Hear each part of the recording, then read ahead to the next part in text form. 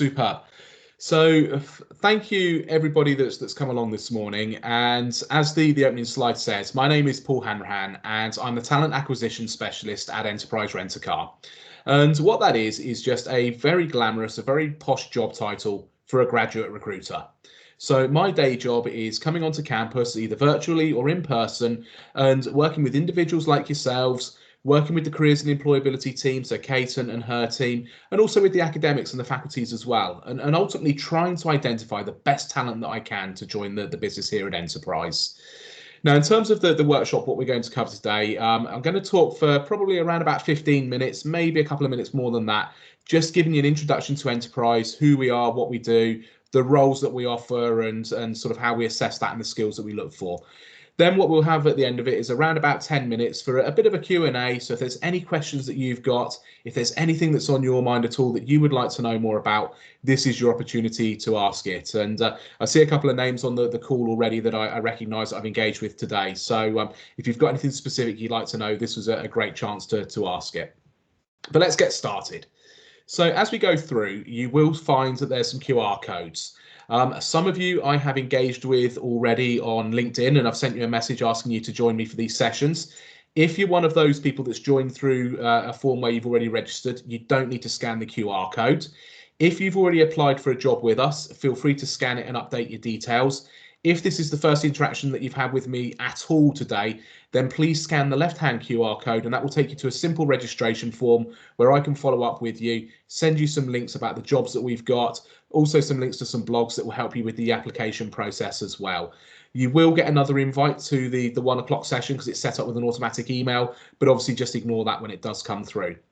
The right-hand QR code is my LinkedIn profile, and if you'd like to connect with me on LinkedIn, if you want to sort of send me some instant messages, have a one-on-one chat or anything like that, then again, feel free to connect with me on LinkedIn. And it's a great way to keep tabs on some of the things that we're doing on a national or an international level. Now, if you are watching this on your phone, I get that scanning QR codes is a little bit tricky. So I'm actually just going to pop the details into the chat box for you as well. So bear with me, and that will actually give you the proper hyperlinks that you're going to need from there. So just copy those across, and there we go. So you should have two in there. One is it says tiny URL. That is the registration form. The other one that says LinkedIn, quite obviously, is my LinkedIn. So they're both in there, and the registration form will come up as we carry on through this talk. So if I haven't quite convinced you to leave your details just yet, hopefully I will do by the end of these next 10 slides. So let's find out a little bit more about Enterprise. And Enterprise are a massive multinational, multi-billion-dollar, industry-leading transport solutions or mobility provider. And we now operate in over 90 countries. We have a couple of million vehicles in nearly 10,000 locations, and we turn over $22.5 billion. So we boast some fairly impressive figures. But that isn't where we started. We actually started as a small business startup by one person, a family business, all the way back in the late 1950s. And over the last 6 decades, we've grown significantly, as you can see from the numbers. And the way that we've done that is because of the type of business model that we have. We are today still family owned, and we are 3rd generation Taylors at the helm. So Jack Taylor, the person who founded the company, his son took the reins during the 1980s and was responsible for the business during the 80s, 90s and into the noughties. Our current CEO, the 3rd generation Taylor, is Jack's granddaughter, a lady called Chrissy Taylor. And Chrissy's been at the helm for the last 3 years or so, sort of leading the business through what has been an incredibly challenging time. And because of the way the Taylors run the family, they run the business, they reinvest heavily in it. We make sure that we're a sustainable business, that we do things in the right kind of way. And the way that we have grown is through delivering world-class service. And it was Andy Taylor, so the second of the Taylors in charge, who described Enterprise as a customer service company that just happens to rent cars. That's how he perceived the business. We deal in customer service, but the product that we offer, the service we offer, is that car rental side of things. And it isn't just car rental that we offer now. And we've grown the services, the products, the brands that we have as well. So Enterprise now is made up of 3 car rental companies. So Enterprise Rent a Car, National and Alamo. But we've also got more of our specialist business lines as well, looking at different types of vehicles. And the idea is, and this is why we're a transport mobility solution provider rather than just a car rental company, is that our customers can use our products, our services for whatever they need, whether it is moving goods, services, people, whatever it might be. We have a transport solution for them. And some of those more specialist products that we have are things like the Enterprise Car Club. So this is our full subscription service by the hour, fully automated, where we've got vehicles parked in a public space. Customers sign up to the membership club, they get a membership card, they hold it on the windscreen of the car, the keys are in the glove box, the car unlocks, and off they go. And they can use that vehicle for half an hour, a couple of hours, whatever it may be. They never touch a rental branch, they never touch an employee, it is all automated. So it's a very different way of us doing business. We've then got our exotics range, which is things like the Ferraris, the Lamborghinis, the Bentleys, and all of those nicer cars. And we've also got our commercial division, which is the flexi rent side of the business. So this is those larger trucks and vans, refrigerated vehicles, those kind of things. And just to give you kind of an idea of kind of what we mean by if somebody has any sort of mobility need, we have a service that we can provide to help with it.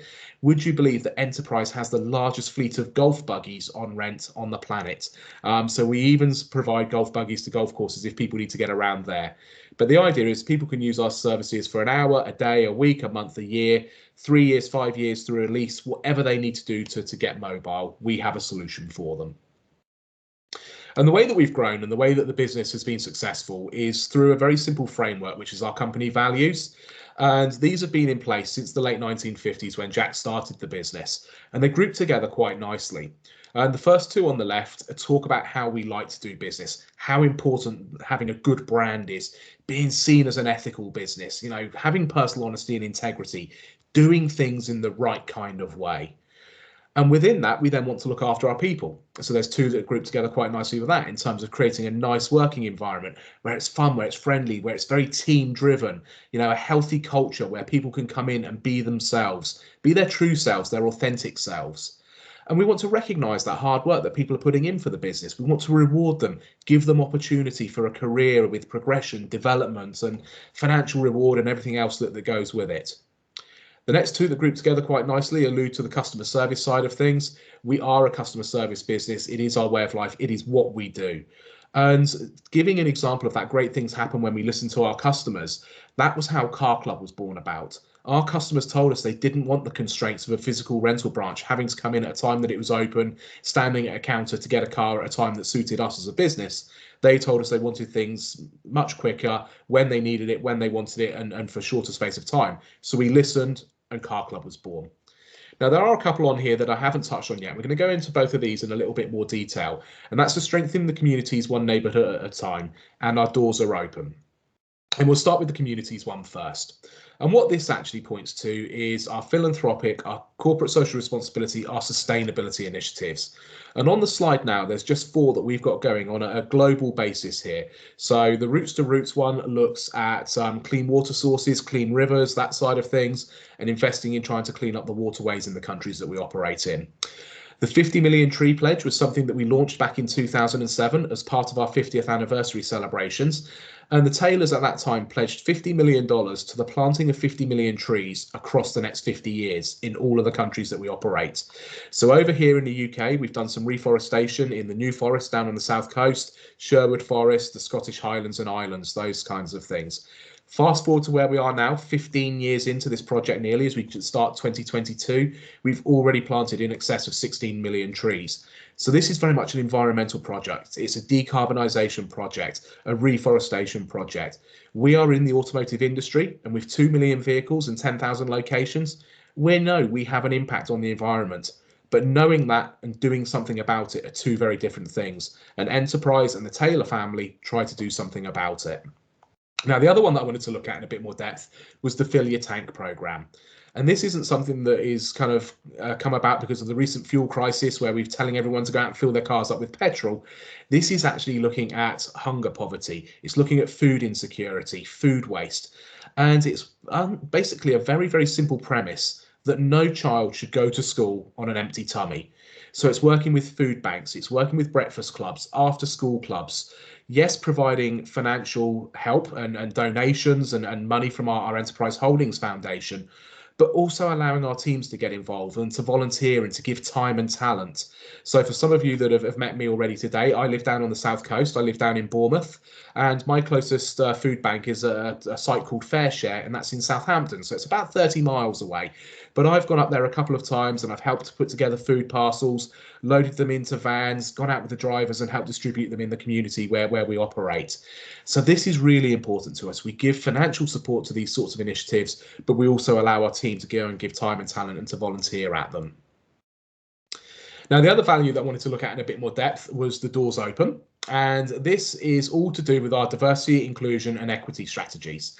And we are one of only 8 organisations in the UK that is recognised and has been recognised recently in all of the major strands of diversity and inclusion. So we are in the Times Top 50 for where women want to work. We entered the very first listing back in 2005 and we have never left it. We've been in every year since. We've just submitted our 2022 submission. We're in the Social Mobility Foundation Employers Index, the top 75 for that. Now, you may not be aware of what social mobility is, but it's a term you use at university is widening access or widening participation. So it's maybe looking at people that feel that they are at a disadvantage because of their socioeconomic status. And maybe they lack that role model because they're a first generation university goer. Maybe they're a carer and they've got different restrictions and constraints placed on them outside of university. But it's working with these individuals to try and help them and support them at university and through the recruitment process to allow them to compete on a level playing field. We're in the Stonewall Top 100 for LGBTQ+, and we're also recognised by the NUE Rate My Placement Guide as having the best diversity initiative, and that was in line with our ethnicity and race programme that we were running at the time. One logo that isn't on here is also our disability confident employer status. We are at the double tick standard, so we understand and appreciate what it means to make accommodations and adjustments to allow people to participate in our recruitment process and be their best self. So we try to remove all of the barriers that we can. The simplest way to think about it is we basically are open to all. Our doors are open. So it doesn't matter whether you are male or female, black or white, gay or straight. We provide the same opportunity to any person that comes through our doors, and it is down to them as an individual to grasp that and to be themselves at work. And because of this, we're recognised in all of the major job listings that are out there. So we're in the Times Top 100, the Guardian Top 300, the Rate My Placement Guide as well in the Top 100. So as you begin your placement and your graduate level search, you will certainly come across Enterprise and our recruitment brand. Now, in terms of the role that we're offering, we offer a management training programme. And there are 3 entry routes into this. We offer a 90-day summer internship. So this is done for 3 months over the summer, June to September. It's a fully paid role, and it's basically a taster for our graduate programme. This is open to first and second years, so there's certainly opportunity to come and join us very early on in your university life.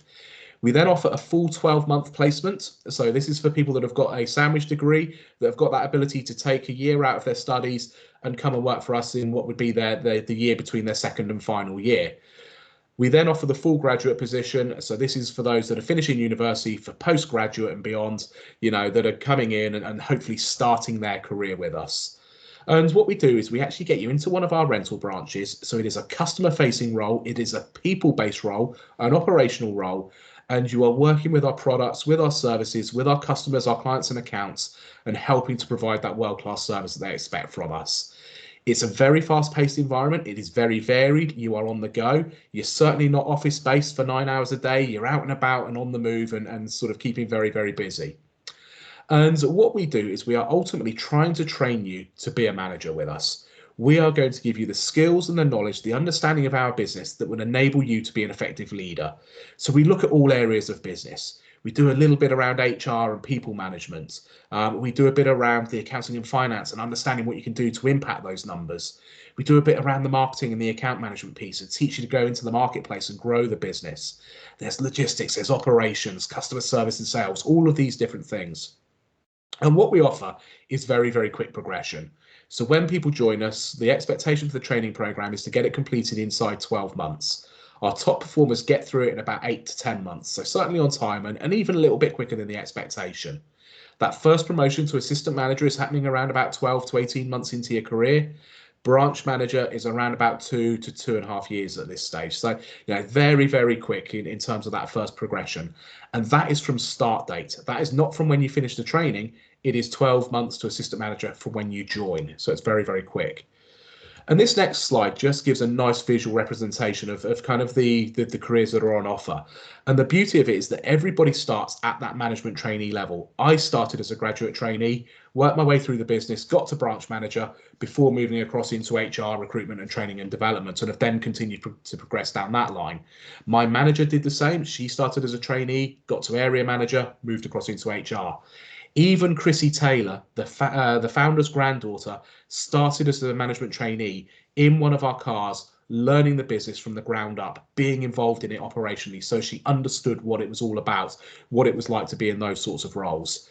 So we offer lots of opportunity. You can move through the linear career path that goes branch manager, area manager, regional manager, so on and so forth. But we have those support roles as well. You may come in and find that you just love sales. It just is what you enjoy doing. So you might get the opportunity to move into one of our account manager roles or a national sales position. You may be more data driven. You may find that you enjoy that side of the business more, and you might move into the risk or the compliance side of it. Whatever it might be, we have those opportunities for lots of different career paths within the organisation. And what we look for is a very, very simple set of skills.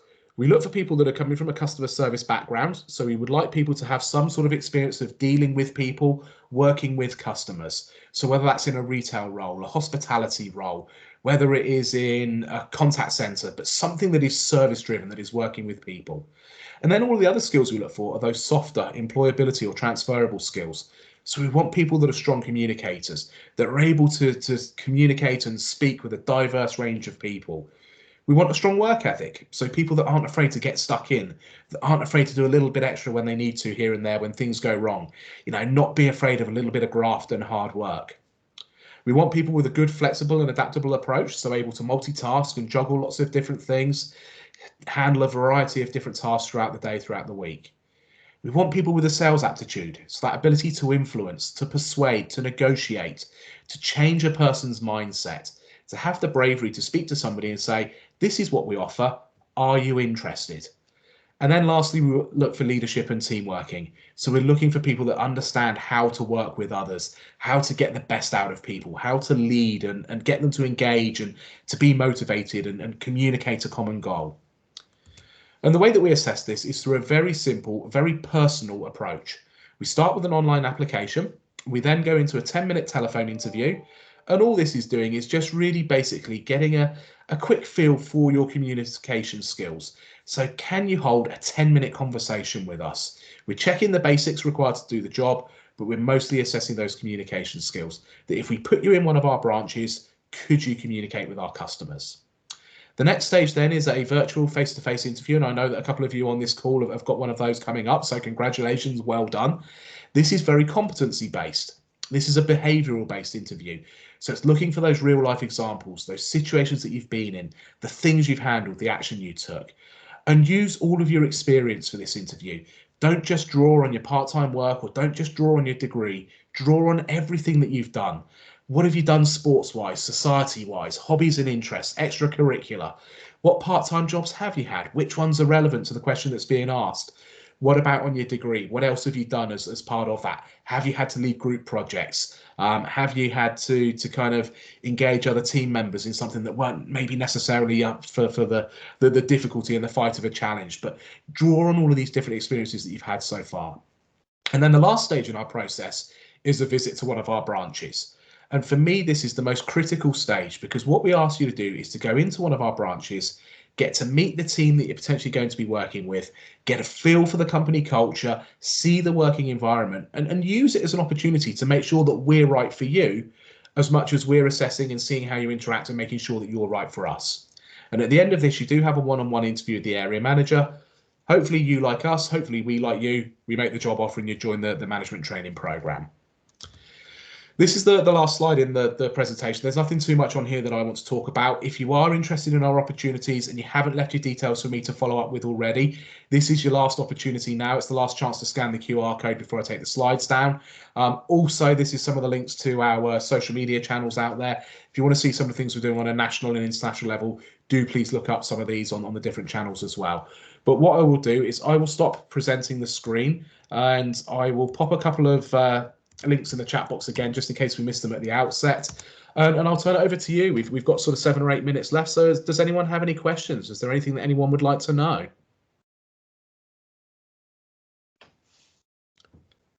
Feel free to either to pop them in the chat box or just come off of mute and ask them in person. I don't mind whichever way's easiest for you.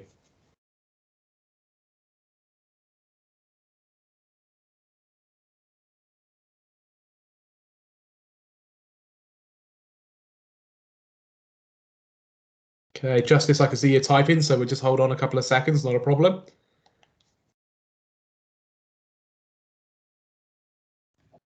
I'll just speak if that's okay. Yeah, it's probably going to be easier, isn't it? Most people can speak quicker than they can type. So yeah, what questions have you got? How can I help? I don't know if this is a silly question or not, but I was just wondering if you apply to a certain location, but then somehow you're going back to the same location that you were originally in. Does it matter if you applied in a different location? Can you move back to the location you want to be in? Yeah, absolutely. So with us, we're very flexible on location. So Enterprise has about 480 branches in the UK, and we offer our graduate program and the placement program in every single one of those sites. So there's no sort of challenge in terms of it not being available.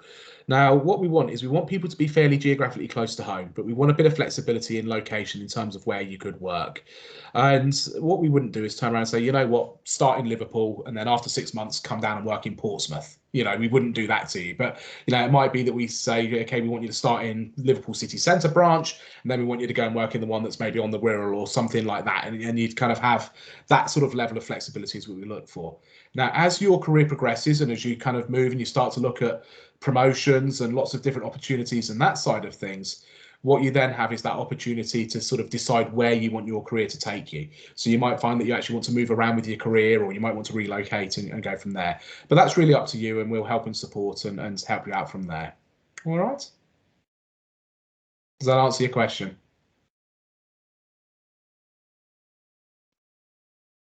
Yeah, perfect, brilliant. So, okay, Ryan, superb. I see you've been typing away in the chat box, so thank you. So, okay, main differences between the summer internship and the placement year. Can you still apply for the management training program after the 90-day summer placement? So it depends what year you're in, Ryan. So if you are a first or a second year, then yes, absolutely, you could do the summer internship with us and then go and complete your final year. And then you would sort of actually, you know, you probably wouldn't need to apply. We would have a dialogue with you around, would you like to be interested and included for our graduate position, and sort of have those conversations from there. If you are currently in your final year and you're thinking, I could do the summer internship first and then the graduate program, it isn't open to you. So if you've actually already finished university or are finishing university, you would feed straight into the graduate level role. Okay, so the summer internship is a very short-term one. It's just a taster, working in one of the branches and sort of just doing the kind of the operational side, getting a bit of feel for what we do. It's 3 months across sort of June through September, as I said.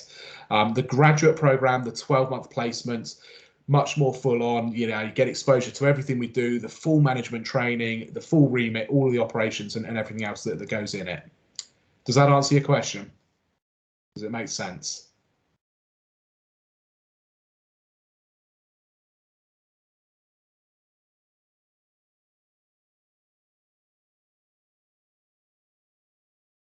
Yeah, perfect, brilliant, superb. So long story short, I think the summer internship and the 12-month placement, they're effectively for undergrads, so people that are still at university. The graduate program is for as you leave university. So it's kind of like the postgrad side of things. So when you've finished all of your studies and go from there. So, okay, so Helena's asked, when is the deadline for the graduate program? So we actually keep it open throughout the calendar year. So we never close our graduate roles down. So we're an organisation that takes people into our management training program throughout the calendar year. We're not one of those companies that just says we're going to take 20 grads, they're all going to come in on July the 7th and that's it. you know, we're not like that. We actually have a start date each and every month and bring people in sort of throughout the year. So lots of opportunity, lots of availability. What I would say is get your applications in sooner rather than later, because what you don't want to do is kind of be waiting for an opportunity to present itself to bring you in and get a start date in. It's more a case of actually sort of getting it and getting that job offer as soon as you can, so that you can just focus on the final year at a university. Okay. The placement roles are slightly different. Some of those we do close down as we start to fill them. I think last year we made most of our placement offers by kind of the end of March, April time. So certainly, you know, I would say start to think about getting your application in now if you're looking for the placement side of things. Okay. Okay. Okay, so Justice. So in terms of the question, so when picking your role, how did you decide? Were you stuck between sort of which promotion? So I don't quite understand the question. What do you want to come off of mute and just kind of talk me through sort of what you mean by it? Hi, sorry. Yeah, that's right. Did you have like two career paths from your?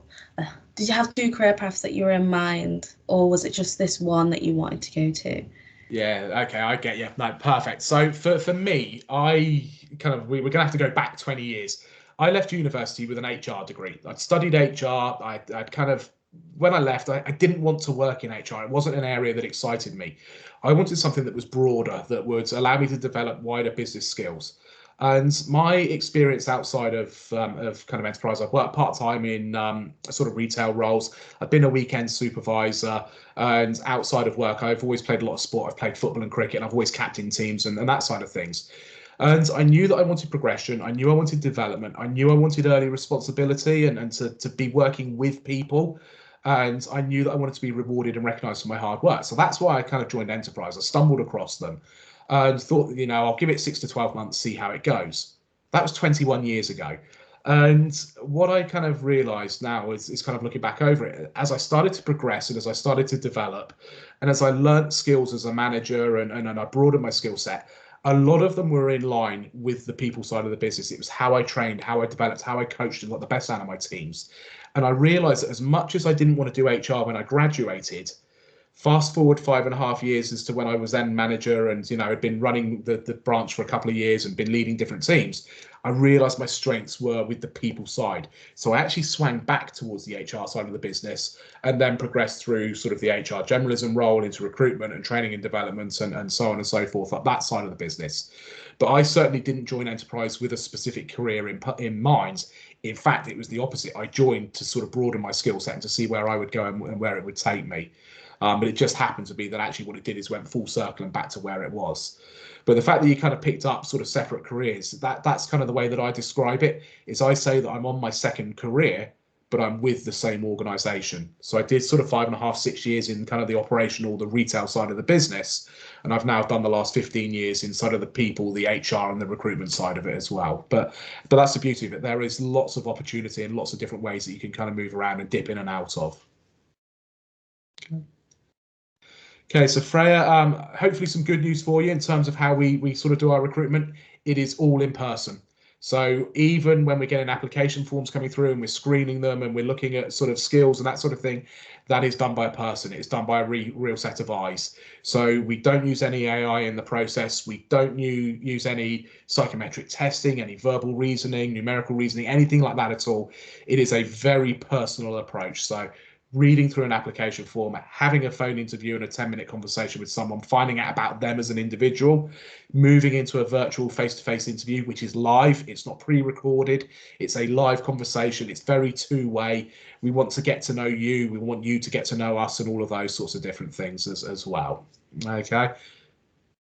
Oh, fantastic. So Freya, you've got your phone interview coming up. So with that one, it's just, like I said, it's a 10-minute conversation. It's just checking the basics required to do the job. It's finding out a little bit about sort of why you've applied to Enterprise, where you want to go, what your career sort of aspirations are. And like I said, just checking the basics for the job, finding out what you've done, why you did it, and sort of where that's going to take you for. But really checking those communication skills. Can you hold a conversation for that 10-minute period?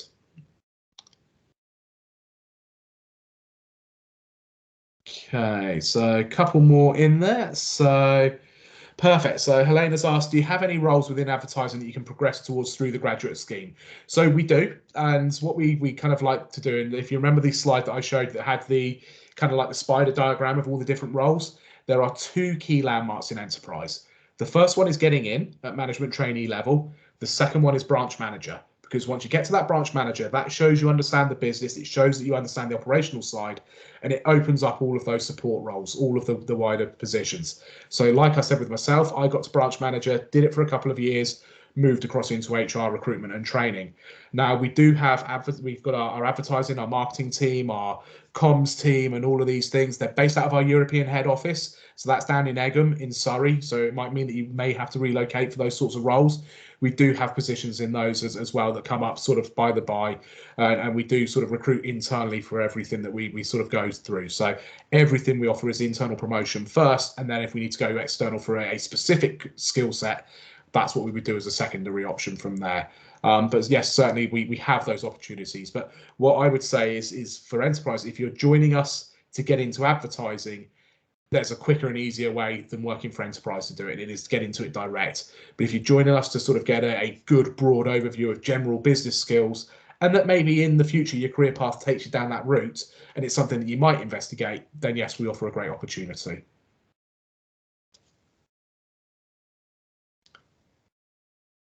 Perfect. Any other questions at all?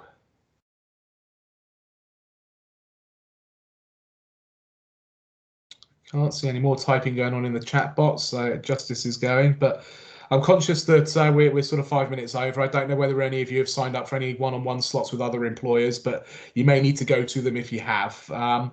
But just while we're kind of just waiting to kind of just see what justice is popping in the chat box, all that is left for me to say is thank you for coming along this morning. Thank you for engaging me. I hope you found it of benefit.